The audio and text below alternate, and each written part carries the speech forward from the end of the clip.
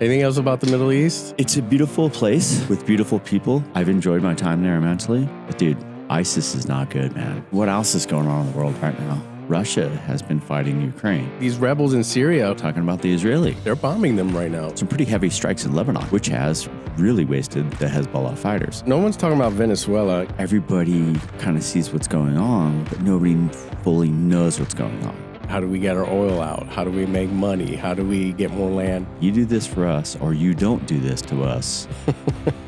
Soon. Boom shakalaka.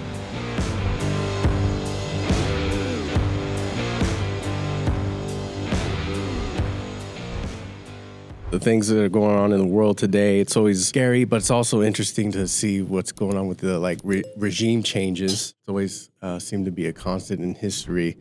Rebels rallying up and fighting for their cause, and sometimes it works and sometimes it doesn't. But Syria, I know you spent a lot of time in Iraq, right?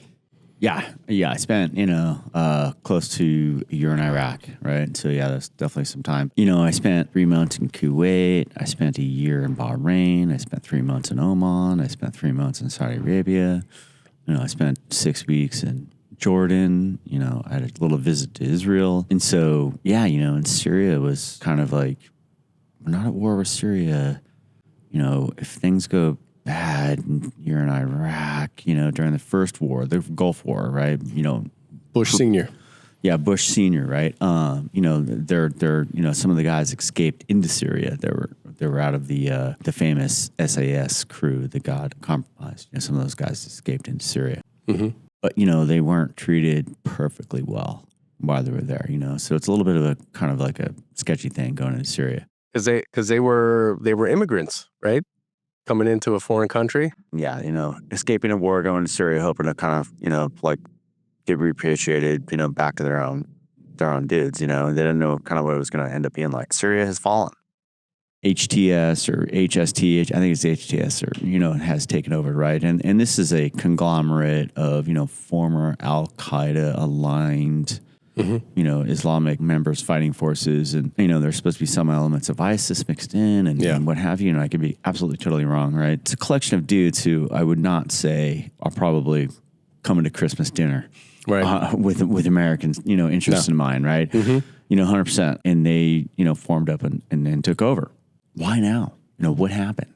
Yeah. Why it's been, over a decade, right? Mm-hmm. When you think about it, it's incredible, the stalemate for quite some time. And a couple of things that happened, right? One, Russia has been fighting Ukraine, right?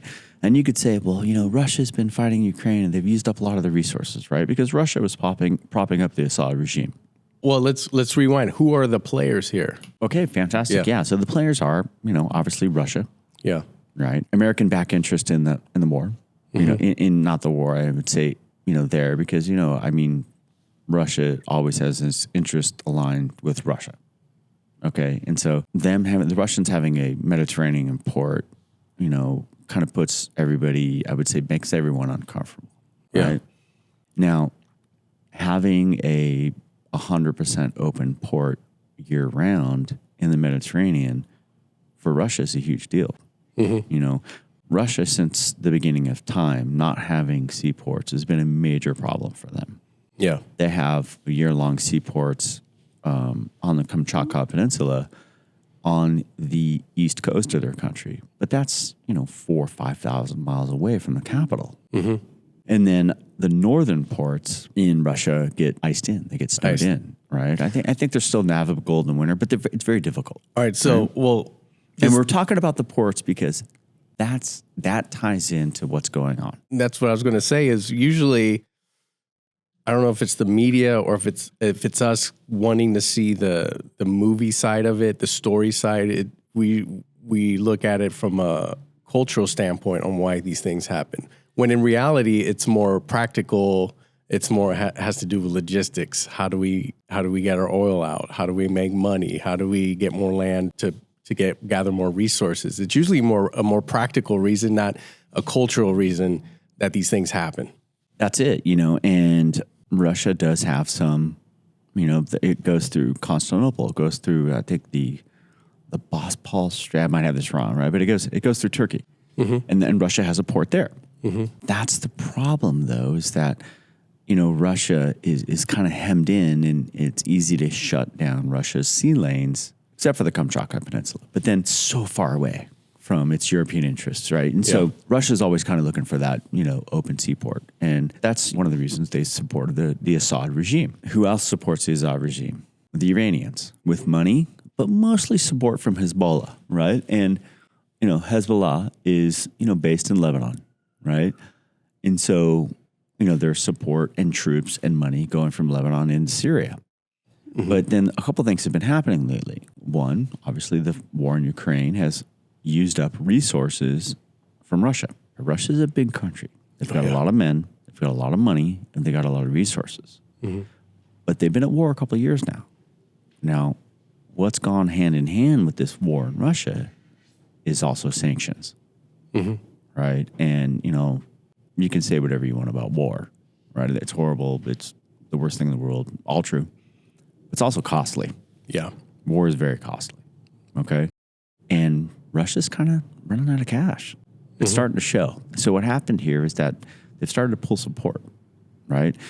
And it's kind of one of those things like, well, they could pull support and it wouldn't break everything apart.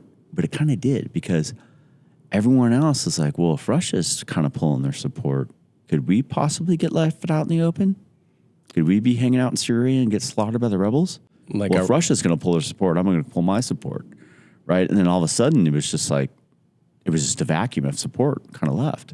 Okay. And then the rebels kind of, conjoined, and I think they took over Aleppo, and then it was pretty much a short drive to Damascus at that point, right? Mm-hmm. Everybody kind of sees what's going on, but nobody fully knows what's going on, right? Yeah.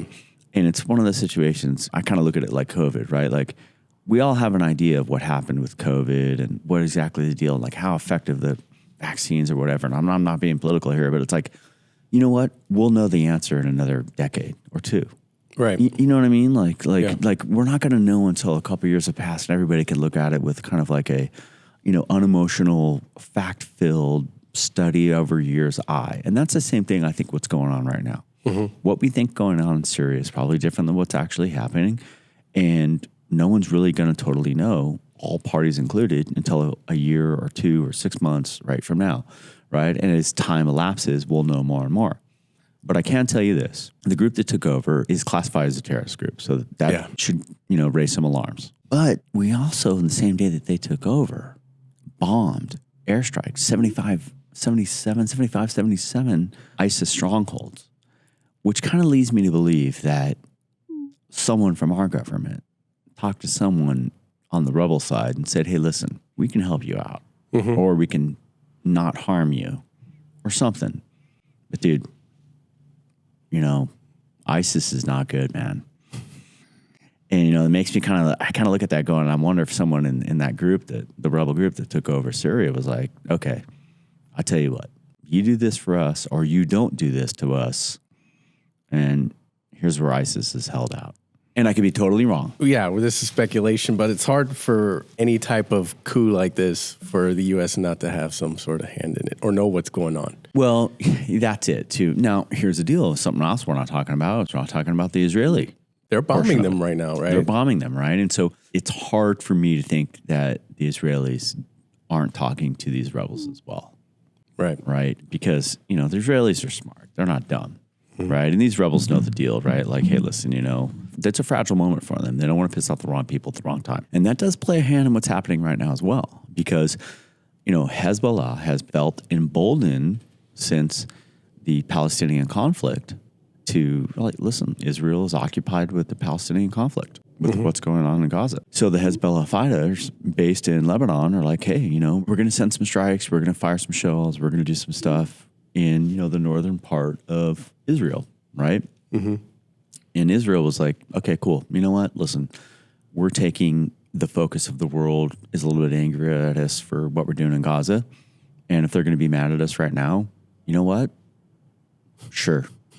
Let them be. Let them be really mad. You know what I mean? Yeah. How much madder they can be. And so they've kind of felt emboldened. There are some pretty heavy strikes in Lebanon, which has really wasted the Hezbollah fighters. Mm-hmm. One of the perfect examples, which is right out of a spy movie, is the exploding pagers. Oh, yeah. That was that was in huge, Lebanon, that's a right? huge deal, right? I mean, listen, like go leave your cell phone at the local restaurant and see how bothered you are for the next hour and a half.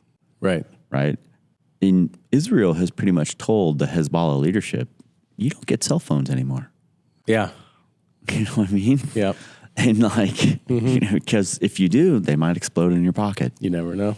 So, yeah, Adam, what are they using to communicate right now? Carrier pigeons? Like insane, right? And so talking in that, like, Israel has really hammered Hezbollah. And who backs Hezbollah?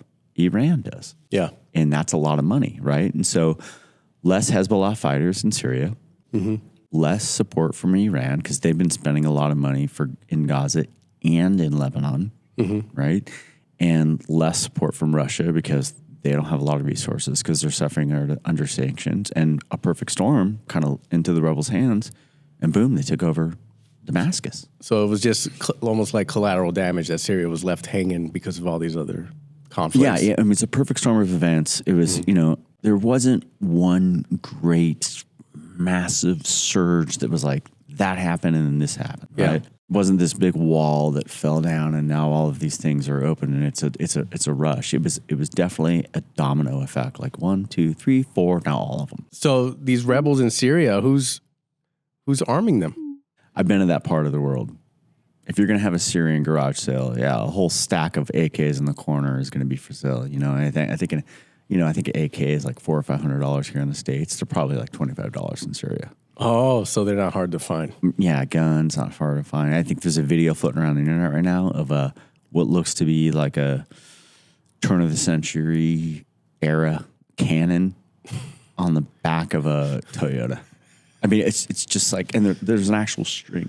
Like you don't see the guy, but you see the string, and and it's like you're like, gee, oh my god, I can't even believe a helix, a Hilux, a Hilux, yeah, the world's truck.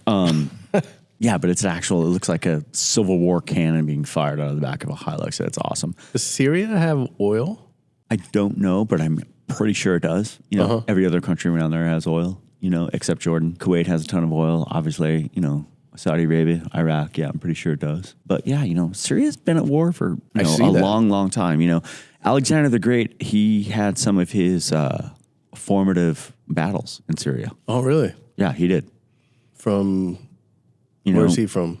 He's from Macedonia. Oh, okay. He's one of the more famous generals in the entire world. Alexander the Great. Yeah, there's a ton of Alexanders throughout the world. That's because of him. And he kind of set up his foundation for being a great general in and around that area before he got his army together, defeated the Persians, and then marched west, east and getting almost all the way through, to India before he, died an early death. They say it's Alexander the Great's army is why there's so many redheads in Afghanistan. Which I find humorous. Are there? Yeah, there's. Yeah. All right, Syria, what could be next? They got new regime, new government in place. I briefly saw some clips of the new leader. I didn't get his name, but he seemed to be not extreme. We're not seeing these reports of this, like retribution. And it looked like there was the PM was left in place. The prime minister was left in place as part of like a kind of a transition team. Mm-hmm. And seeing him walk around with the incoming army and not being strung up on a pole is a positive sign. Yeah. Yeah. What's also incredible and just tugs at the heartstrings, I don't care who you are, is, these rebels, going into these prisons and releasing people. Mm-hmm. And, there's a video of this young child that comes up in the video and it's just like, dude. A kid. It was a women's prison, so I'm sure the kid was with his mom. Because it's not like what did a 4-year-old do against the regime, so and that stuff's just awesome. Another great video of a reporter in the middle of his interview taking off his bulletproof vest. That stuff like that is just, I love seeing it. It's awesome. But, Gaddafi left. He was an incredibly brutal dictator. Yeah. And I think Libya's, still a no-go zone. Yeah. Just on the other side of Egypt there, right? I hate to see Syria turn into that. And Syria is a beautiful country. So is Lebanon as well. Lebanon, a lot of people don't know this. They have some ski resorts in Lebanon. Well, it's in the Mediterranean. I'm sure they have a great coast. Probably a lot of good food. Yeah, they have some surfing as well. Yeah. Not that that's your main concern, but it would be mine. And so I would love to see, a moderate leader come in there. Yeah, who knows what's going to happen. Hopefully it's not a vacuum left in Iraq, created ISIS. Things that we can't tell the future. So there's always going to be something that no one's thinking about that could happen. Yeah. I'm hoping for the best, What did Grant say at the end of the Civil War? I don't know. Let there be peace throughout the land. Yeah. And then he became one of the most corrupt presidents ever. I mean, what else is going on in the world right now? Well, I'd be interested. No one's talking about Venezuela. You don't see too much about that, but they're struggling and there's a lot of stuff going on there. Anytime there's someone in power for so long, eventually there's going to be an end. You see Putin in power for a long time. I mean, nothing lasts forever. So I'm just curious, how these things are going to end, and it should happen in our lifetimes, whether or not it's going to be ugly, but something's going to happen in these countries. I'm just amazed that it's the year 2024 and we still have kingdoms. Yeah. That just blows me away. Yeah. I mean, what is it going to, is it going to take people rising up and fighting, getting organized and rebelling? Or, I mean, how do people take it for so long? I don't know. You see that throughout history. Even in safe countries. Yeah. You see people rebelling. That's how World War II started. There was... World War I, right? There was an assassination, right? Or, a great topic to talk about. Obviously, someone who was highly disgruntled with their health care. Oh, yeah. And that kid, decided he was going to murder a CEO, right? Which is just insane, And Cold-blooded. Cold-blooded. And you can see him, slowly morphing into some sort of underground cult hero. Yeah. And obviously, the loss of life is tragic. I don't care who it is. But, this CEO definitely had some checkered past. The company that he was running their rate of denials was just absolutely insane. Yeah. It doesn't justify, but it does point to a trend, because we have had some young men in this country that are trying to take matters in their own hands. Like there was an assassination attempt on Trump, and that was a young man, and then this guy was successful, and that was a young dude. Arguably two against Trump, and this guy, and it's a theme throughout, comfortable societies that, some people get disgruntled to the point of extremism, And this guy supposedly looked up to the Unabomber as well. To Kaczynski. My buddy said it best about the CEO. He said, this guy just looks at your family as a point of profit. And it's hard to argue that. And he was also involved in insider trading as well. Mm-hmm. The company was going to take a dump, and him and his partners sold massive portions of their stock. Yeah, that's not ideal, But then it also goes to the mechanics of how he was arrested. It was also a very interesting part, because what would you have done? What would I have done had I just killed someone? Because no matter what kind of life this person is going to live now, right, the alternative in whatever country he could have taken off to would have been far better. Yeah, he was in Pennsylvania. I'd way rather be a pauper in any other country than in jail for the rest of my life in America. I'd rather go to the worst country in the entire world and be free. Than go to jail. And he's going to go to jail. And so that's, and my friend's like, well, what would you do? And I would have took off to Mexico, or I would have took a bus, or I would have used all cash. And, should have done this to escape. And he should have done this, an old show that I watched with, it was about prison escapes. And, one of the sheriffs is talking, and it's pretty awesome. And he's like, the one thing you have to remember is it's pretty incredible the way he escaped out of prison. But there's a reason he was there in the first place. Mm-hmm. And so it's it's amazing this person showed such creativity and ingenuity and incredible, skills to break out of prison. But there's also a reason, he was in prison in the first place. And there's also another reason why he was caught, because he showed this incredible act of skill to break out of prison and then went to his mom's house. Yeah. So, you're looking at this guy, he in broad daylight in front of a camera and two witnesses in one of the most crowded places in the entire world, Manhattan. Yeah. Where one of the police said that, the expectation of not being on video is insane. You're probably getting videotaped like 200 times a day on 200 different cameras if you're walking through Manhattan. This guy murdered someone in broad daylight. Yeah. And got away with it for 4 or 5 days. Yeah. You know, and so like, once again, you're like, whoa, I can't believe this guy did that. What skill? Well, you know, how skilled was he? He just got arrested at a McDonald's in Pennsylvania. Yeah. So obviously, yeah, not everything is at full capacity in his head right now. And I mean, what did it actually accomplish for him personally? Nothing's changed. Like whatever the end game was or whatever, I mean, maybe it was just probably retribution, revenge, but who knows what people are thinking in those situations. Yeah, they're not. They're not. You know. They're not of clear mind. Yeah. We do see a trend. I mean, it's a disturbing trend. I mean, we've had mass shootings, and now we're having targeted assassination attempts. I've never seen this happen this often in my lifetime, I don't think. You know, that's always a good question that's always faced. You know, like, oh, we have all these shootings. Were these things happening in the past and they just weren't as publicized? No. Is it? I feel like it's more. Yeah, I feel like it's more too. Or is it more because, yeah, I don't have the perfect answer, you know? Yeah, it is crazy. Anything else about the Middle East? It's a beautiful place. Yeah. With beautiful people. I've enjoyed my time there immensely. It always comes up in the news negatively. Yeah. But, you know, please take a moment to pause as an adult to realize that that's not it's not that part of the war. That part of the world is not like that entirely. Right. Just like everywhere. In every one of those countries, no matter how bad it might be there, no matter how much terrible stuff you hear about it, they all have their moments and they all have portions of their country that are incredible. Oman's one of the greatest countries in the world. Mm-hmm. It's beautiful. It's definitely one of my favorites. It's the coast of Salalah, Oman, is insane. It's green. It's totally not what you'd think, Mm-hmm. There's some portions of Iraq that are beautiful. Same with Saudi Arabia. It's got some of the greatest diving in the world. Wow. Even Kuwait some of the areas are very nice, Yeah, all those places that are unique in their own way. A lot of strife. Yeah, a lot of, civil wars.